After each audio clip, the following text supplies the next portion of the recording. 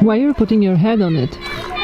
Because This kind of love is one that takes you by surprise. እቺ ሴት እኛ ልዩ ህዝቦች ነን ከሚሉት ጀርመናውያን የተገኘች በቅንጦት ህይወትና ባማሩት ከተሞቿ ከምትታወቀው ጀርመን መታ በዚህ አፍሪካዊ ወንድማችን ፍቅር ተጠምዳ በዚች የታንዛኒያ የገጠር መንደር መኖርን የመረጠች አነጋጋሪ ሴት ነች።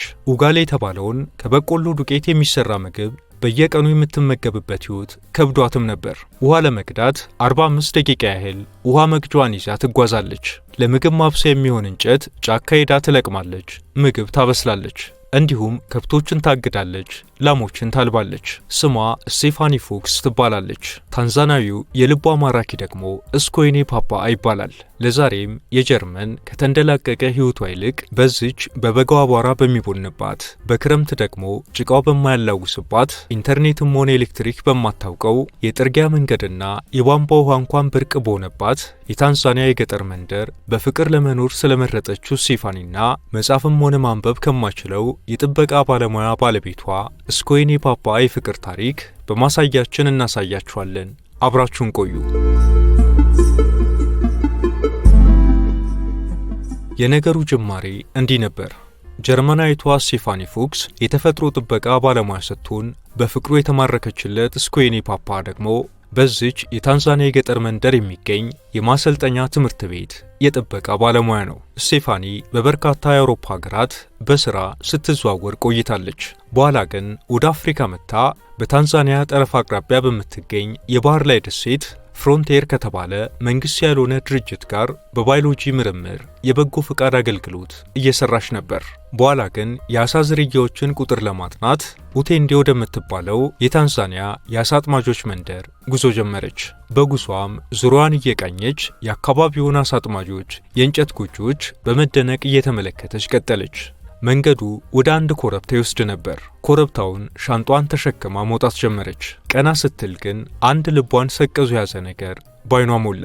አይኖቼ ከሱ ውጪ ሌላ ነገር ማየት የተሳናቸው ይመስል እይታዬ በዚያ አንድ የማሳይ ተዋጊ ላይ ብቻ ተተክሎ ቀረ ትላለች።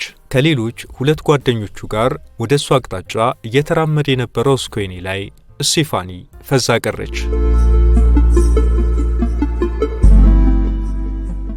ስኮይኔ ከሁለቱ ጓደኞቹ ይልቅ ረዘም ያለና ትከሻው ሰፊ ነው። በሰውነቱ ላይ ቀይና ወይን ጠጅ ቀለም ያለው ባህላዊ ጨርቅ ጠምጥሟል።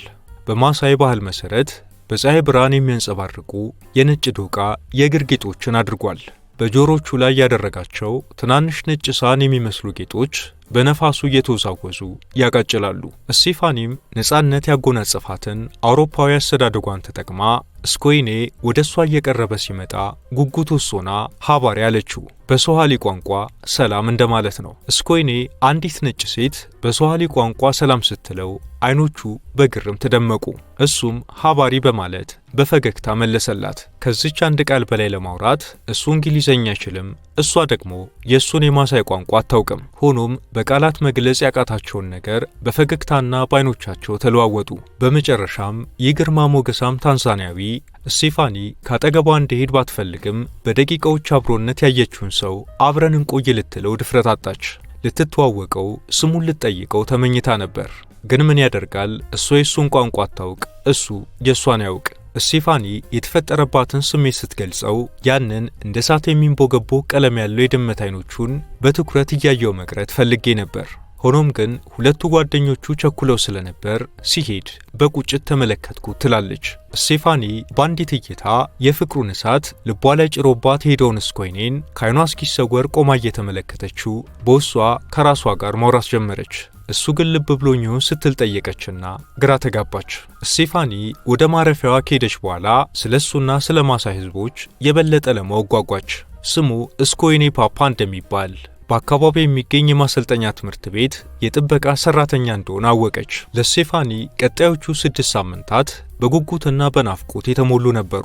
ወደ ትምህርት ማሰልጠኛው አቅራቢያ ወደሚገኝ አንድ ካፌ አዘውትራ ትሄድ ነበር። በባህር ዳርቻው ላይ ስትመላለስ አይኖቿ ስኮይኔን ለማየት በናፍቆት ዙሪያ ገባውን ይቃኙ ነበር። ድንገት ሳየው የሚሰማኝን ወደር የሌለው ደስታ የማቀው እኔ ብቻ ነበርኩ ትላለች። በደሴቷ ላይ አልፎ አልፎ አይን ላይን ሲገጣጠሙ ፈገግ ይልላታል። ግን ከዚያ ያለፈ ነገር ለማውራት በየትኛው ስዋሂሊ ቋንቋና በየትኛው እንግሊዘኛ ይግባቡ? በዛ ላይ ስቴፋኒ እሱ የሚሰማት አይነት እሱን እየተሰማው እንዳለ እርግጠኛ መሆን አልቻለችም። ብቻ በልቧ ምሪት አሁንም ስኮይኔን ፍለጋ ወደዛ ካፌ እግሯ መገስገሱን አላቆመም። አንዳንድ ጊዜ ስኮይኔ ከጓደኞቹ ጋር እዚያው ካፌ ውስጥ ቁጭ ብሎ ታገኟለች።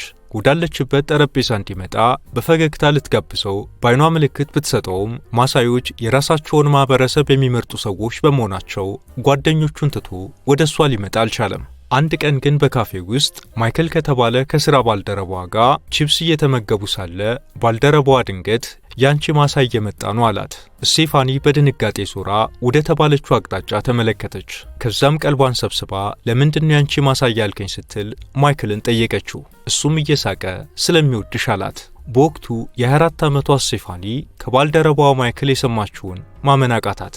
ስኮይኔ እንደሚወዳት እንደተናገረ ማይክል ሲያረጋግጥላት በራስ መተማመኗ ጨመረ።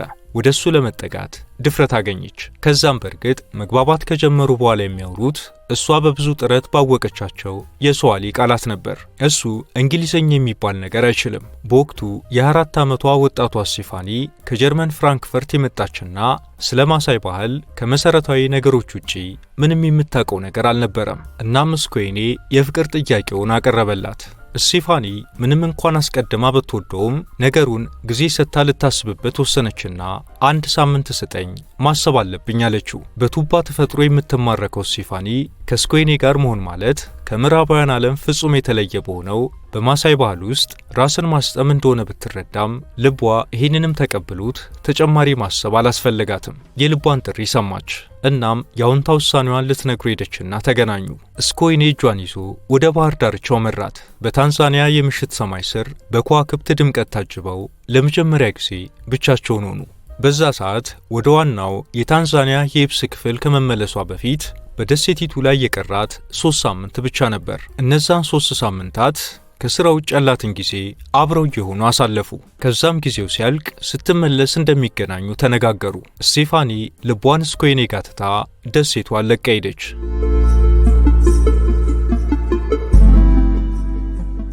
ወራት ተቆጠሩ። ስኮይኔ ናፈቀችው። ማንበብና መጻፍ አይችልም። ነገር ግን በጓደኛው አማካኝነት በሞባይል ስልኩ የጽሑፍ መልእክት ይልክላት ጀመር። መልእክቶቹ በጣም ናፍቀሽኛል፣ መቼ ትመጫለሽ ይላሉ። ስቴፋኒም ከወራት በኋላ ወደ ደሴቲቱ መጣችና ተገናኙ። ፍርሃትና ደስታ በአንድነት ውስጧን አወኩት። ስኮይኔ እናቱን፣ አባቱን፣ 7 እህትና ወንድሞቹን እንዲሁም ከአባቱ ሌሎች ሚስቶች የተወለዱ 14 ግማሽ እህትና ወንድሞቹን ሊያስተዋውቃት በመሆኑ ነበር ፍርሃት የተሰማት። ስኮይኔ ስለ ቤተሰቦቹ ሲነግራት አባቴ 3 ሚስቶች አሉት፣ እኔ ደግሞ ከመጀመሪያዋ ሚስቱ የተወለድኩ የበኩር ልጅ ነኝ ሲል አስረዳት። በትውውቁም ቀን ቤተሰቦቹ እጆቻቸውን ዘርግተው በደስታ ተቀበሏት። እናቱ ያያይ አንቺ የኛ እንግዳ ነሽ አሏት። ቤተሰቦቹ ቀድሞውኑ እንደሚስቱ አድርገው ስለቆጠሯት ከእንጨት ካሸዋና ከበት በተሰራችው ጎጆ ውስጥ አብረው እንዲያድሩ መኝታ አዘጋጁላቸው። መንደሯ ያለችው ጥቅጥቅ ያለ ጫካ ውስጥ ነው። ነብሮች፣ ጅቦች፣ በደረቁ ራስ ደግሞ ዝሆኖች የሚመላለሱበት አካባቢ ነው። የቧንቧ ውሃ፣ ኤሌክትሪክ፣ ኢንተርኔት፣ መጸዳጃ ቤት በመንደሯ አይታወቅም። በጀርመን የለመደችው የቅንጦት ሕይወት ቀርቶ በታንዛኒያ ዋና ከተማ ለምዳ የነበረውን ያህል እንኳን በዚች መንደር ቅንጣት ምቾት አልነበረም። ስቴፋኒ ፉክስ ግን ለዚህ ሁሉ የምቾት መጓደል ግድ አልነበራትም። ሁሉም ሰው የማታውቀውን ቋንቋ ያወራል። እሷ ግን ቋንቋውን ባስችልም ትንሽ ትንሽ እያወቀች በመጣችው በስዋሂሊ ቋንቋ ከስኮይኔ ጋር ይግባቡ ነበር። ስቴፋኒ ታንዛኒያ ከመምጣቷ ከ6 ወራት በፊት እናቷን በሞት አጥታለች። እናም ከእናቷ ውጭ የቅርብ ዘመድ ያልነበራት ነች። የቤተሰብ ናፍቆት ያለባት ስቴፋኒ በዚህ ሁኔታ ውስጥ ሆና የተቀላቀለችው የስኮይኔ ቤተሰቦች ደግሞ እንደ ራሳቸው ልጅ አድርገው በሰፊ እቅፍ ተቀበሏት። እናም በአውሮፓና በዚች የታንዛኒያ የገጠር መንደር መካከል ለጥቂት ወራት ስትመላለስ ከቆየች በኋላ በዚች መንደር በቋሚነት ለመኖር ወሰነች። አስገራሚው ነገር እዚህ ውሳኔ ላይ ያደረሳት ስኮይኔ ከዚች መንደር ውጪ መኖር ስለማይፈልግ ነበር። ከባህላቸው ጋር መላመድ ቀላል እንደማይሆን አውቅ ነበር። ነገር ግን ስኮይኔ ከዚች መንደር መሄድ ስለማይፈልግ አብረን መኖር የምንችልበት ብቸኛው መንገድ ይሄው ነበር ትላለች። ስቴፋኒ ያለሱ ሕይወትን ማሰብ አልችልም ብላ እስክታስብ ድረስ ስኮይኔን ወደዋለች። ስለዚህም ለመጨረሻ ጊዜ ጀርመን ሄዳ ከመጣች በኋላ ለመጋባት ወሰኑ።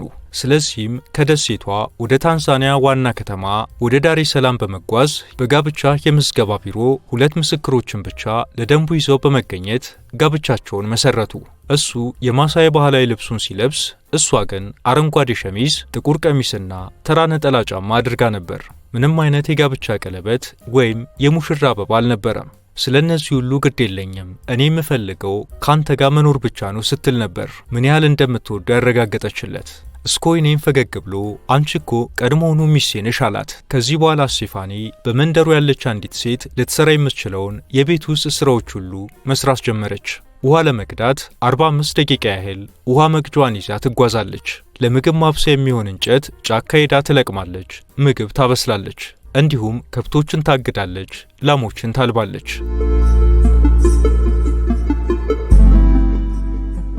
እናም ስቴፋኒ አዲሱን ሕይወት በዚህ መልኩ በተያዘችው በጥቂት ጊዜ ውስጥ የስኮይኔ ቤተሰቦች ታላቅ የማሳይ የሰርግ ስነ ስርዓት ደገሱላቸው። በጎሳው ባህል መሰረት የዛፍ ቅርፊት በእጇና በአንገቷ ላይ ተጠመጠመ። የአገር ሽማግሌዎችን መረቋቸው። ከ10 በላይ ከብቶችና ፍየሎች በስጦታ ተበረከቱላቸው። ሁሉም ሰው እስከ ንጋት ድረስ ጨፈረ።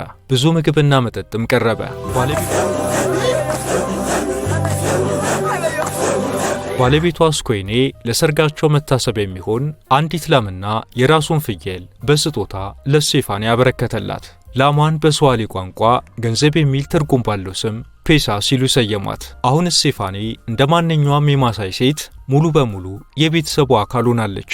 ነገር ግን ከአዲሱ ሕይወት ጋር መላመዱ እጅግ ከባድ ፈተና ሆነባት። በሰዎች የተከበበች ብትሆንም በውስጧ ግን ብቸኝነት ይሰማት ነበር። የማሳዮች የዕለት ተዕለት ሕይወት እጅግ ዝግ ያለና ከከብቶቻቸው ውጪ ሌላ ሐሳብ የሌለበት ነው። እንስሳቱ ተሰማርተው ወደ ጫካ እንደሄዱ በመንደር ውስጥ የሚሰራ ምንም ነገር አይኖርም። ቴሌቪዥንም ሆነ ኢንተርኔት የለም። የእሷ ብቸኛዎቹ አጫዋቾች ያኔ ከአገሯ ይዛቸው የመጣቻቸው መጽሐፍቶች ብቻ ነበሩ። ሆኖም ለስቴፋኒ አረንጓዴው የመንደሯ ተፈጥሮ ግን የማይጠገብ ውበት ነበረው። ኡጋሌ የተባለውን ከበቆሎ ዱቄት የሚሰራ ምግብ በየቀኑ የምትመገብበት ሕይወት ከብዷትም ነበር። ሆኖም ግን ለስቴፋኒ ይህ ሕይወት በራሱ በገሃዱ ተፈጥሯዊነቱ እጅግ ውብ ነበር። እንስሳት ሲወልዱ በዓይኗ ትመለከት ነበር።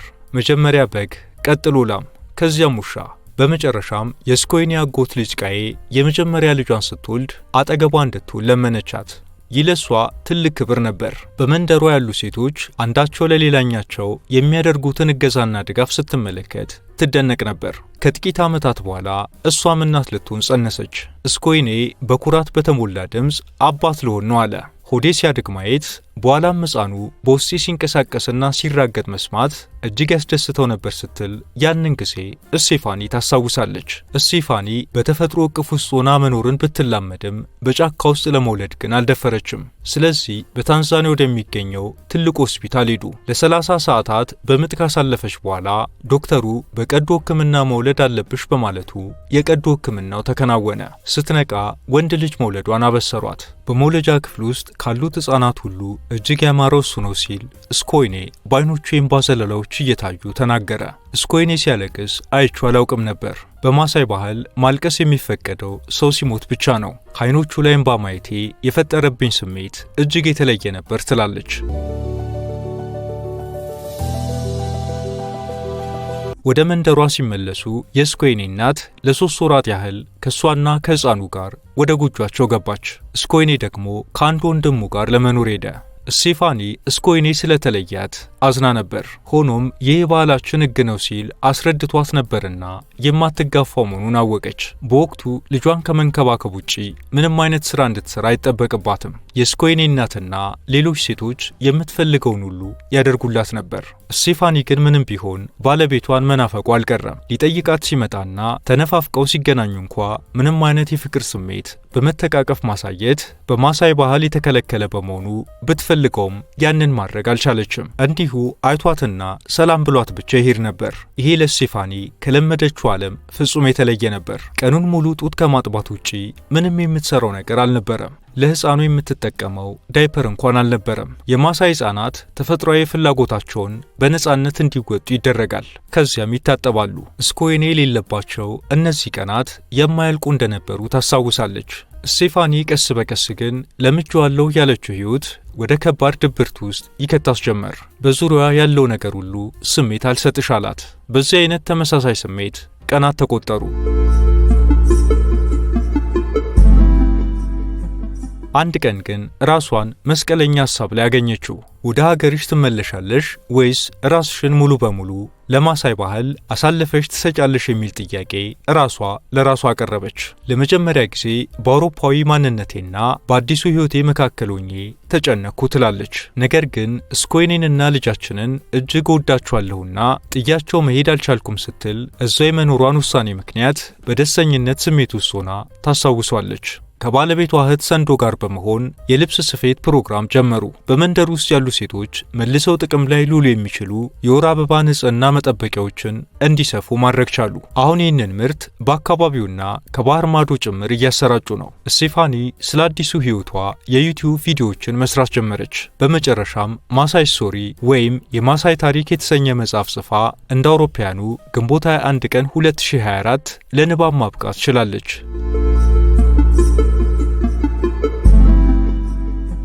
ከዚህ በተጨማሪ በማሳይ ማህበረሰብ ውስጥ እጅግ ልዩ የሆነ ነገር አለ።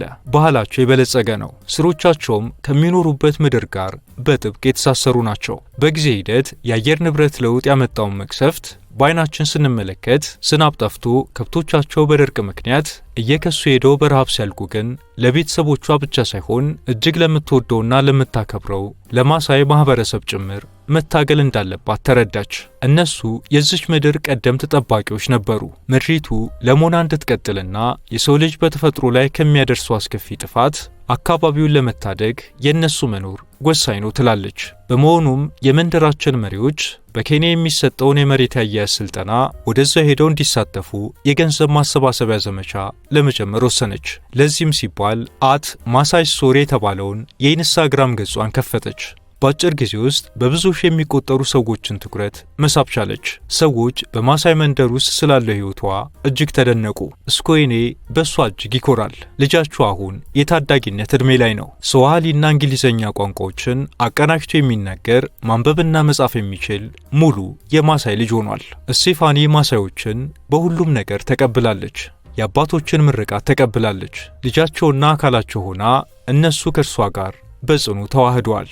ስቴፋኒም ስትናገር ብዙ ጊዜ ሰዎች ካለፈው ህይወቴ የናፈቀኝ ነገር እንዳለ ይጠይቁኛል። እኔ ግን መልሴ ምን የሚናፈቅ ነገር አለ የሚል ነው። የሚፈስ የቧንቧ ውሃ ላይኖረኝ ይችላል። አብዛኛውን ሳምንት የቆሸሸ ልብስ ለብሼ እመላለስ ይሆናል። ነገር ግን እነዚህ ነገሮች ምንም ዋጋ የላቸውም። ከቤተሰቤ ጋር ደስ የተሞላበት ህይወት እኖራለሁ። መኖር ብቻም አይደለም፣ ማህበራዊ ለውጥ መፍጠር ችያለሁ። የዚህ ሁሉ ምክንያቱ ደግሞ ከዛ ከማሳይ ሰው ያዘኝ ፍቅር ነው ስትል ስለ ሁሉም በፈገግታ ተሞልታ ትናገራለች። ብዙ ሰዎች በህይወት ዘመናቸው ሊያገኙት ከሚችሉት በላይ የሆነ ታላቅ ነገር በእጅ አለ። በእውነት ነፃ መሆን ይሰማኛል። እኔ ደስተኛ ነኝ ትላለች። በማሳዩ ሰው ፍቅር ተጠምዳ በዚች መንደር የቀረችው ጀርመናዊቷ ስቴፋኒ እቺን መንደር ከረገጠች እነሆ 13 ዓመታት ተቆጠሩ። እሷም 37ኛ እድሜዋ ላይ ትገኛለች። ስኮይኔ ደግሞ 40 ዓመቱ ላይ። አብራችሁን ስለቆያችሁ እናመሰግናለን። ላይክ እና ሰብስክራይብ በማድረግ እንዲሁም የተሰማችሁን ኮሜንት ላይ በማስፈር አጋርነታችሁን እየጠየቅን በዚህ ጉዳይ ላይ ቢሰራ የምትሉት ቢኖር ሁሌም ዝግጁ ነን። የዛሬውን አበቃን። በያላችሁበት ሰላም።